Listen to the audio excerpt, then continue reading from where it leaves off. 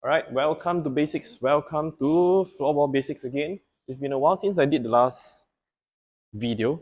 The last video that I really do, I wanted to address how to work on your juggling. So might as well, I today have a stick, have a ball, and then blah, this is the video. Do follow through the whole video as I'm gonna take you through how you're gonna work on your juggling, and there'll be step by step from the easier way all the way until you can do a full juggle. In the game of floorball, right, you probably doesn't really go juggle and juggle during the game by itself. But if you are able to master juggling, what happens is you are able to then be able to control the ball, be able to understand how the ball works, helps indirectly in your receiving and ball control, etc. in the game itself. And so whenever you see ballers doing juggling on the spot, there are multiple ways of juggling. Today, I'm just going to touch on how you're going to do exactly what I just showed you just now. Now, in terms of juggling, right, you need to flick the ball in the air before you trap it. Okay, you need to flick the ball in the air before you trap it. So put the ball somewhere in the middle of the blade, ensure that it's balanced. Usually when I tell people in terms of juggling the ball, they will have to hold the stick as if they are holding the stick in the game itself. Now, usually young kids, when they hold the stick, they usually, and I tell them to juggle, they will actually do this. They actually hold so near, and then when I tell them to juggle, they'll start juggling like that. Okay, which is a bit nonsense because then after that, I'll just say, you hold the stick like that, would you be able to play the ball like this?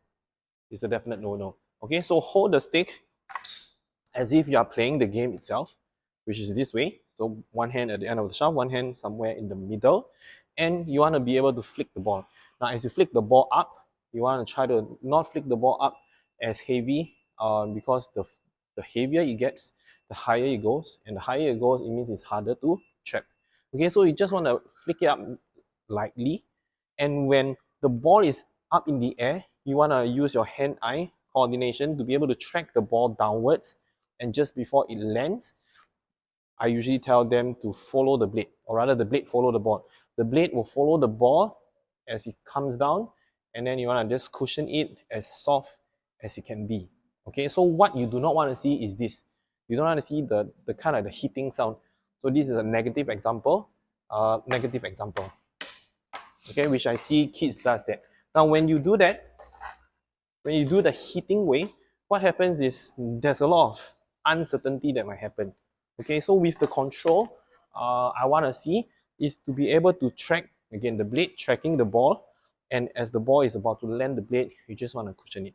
So flick it, cushion it, flick it, cushion it, flick it, and cushion it.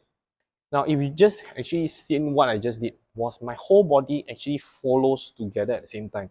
Of course, you can also do this, just standing upright and do the trap. But if say you are really a beginner, this is the first time you're doing this, why not just ensure your whole body is totally committed to the ball, pick it nicely, follow through, pick it nicely, follow through. Juggling wise, it can be a very fun thing because there are actually multiple ways to juggle.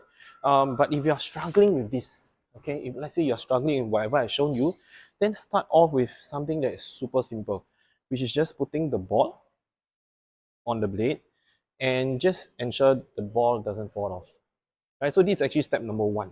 Okay, and once you're comfortable by the fact that the ball doesn't really fall off as easily, next what you want to do is then now balance the ball as it's moving around. Now what you're trying to do here is you're actually trying to learn how does the ball work as it's on the blade. Now if it falls off, doesn't matter.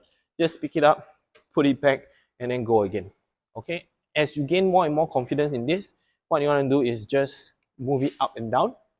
So you are almost like trying to flick the ball, but you don't flick the ball because you still want to keep the ball with your blade all the time. Okay, and then after which, if you are really comfortable with this and you find that, oh, this is actually quite fun, next thing will be the final stage, which is the flick and the trap. Okay, I hope this video is useful. I'll definitely recommend over this over here, and I'll see you over there and to the next video as well.